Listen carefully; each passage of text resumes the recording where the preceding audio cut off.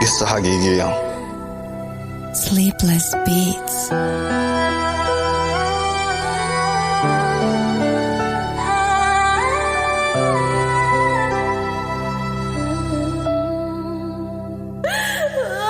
قصة نواه والأسى، قصة ولد عاشق بنية في النهاية ضاع حلمه بيها واتنسى.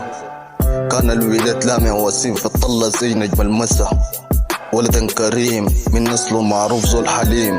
في عمر 19 اشق بنية زهرة المسا، عاش له حلم بجد جميل حلق وعمر في الفضا، لكن أهله عارضوا ضاع حلمه بيها واتنسى. لاقتوها بالصدفة قال ليها بريدي خلي قلبك لي رحيم، وتواصلوا سنين حب حقيقي وريد غويم.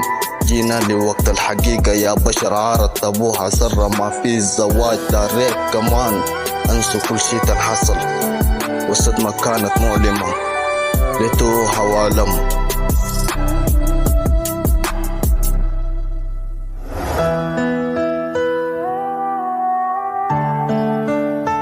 في ليلة باردة ومظلمة قادر عالم البيت وما معروف لوين قد نما.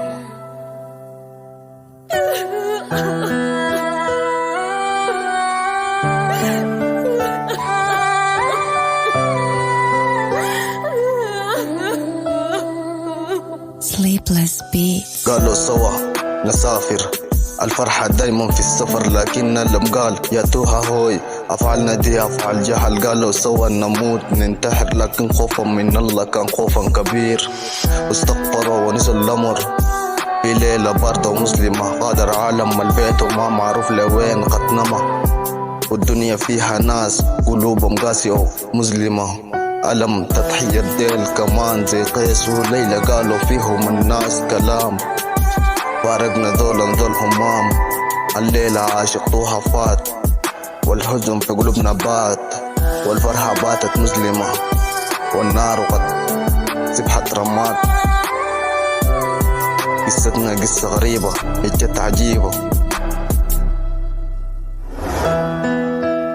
قصة حلوة من البداية وقصة جميلة وليها رواية،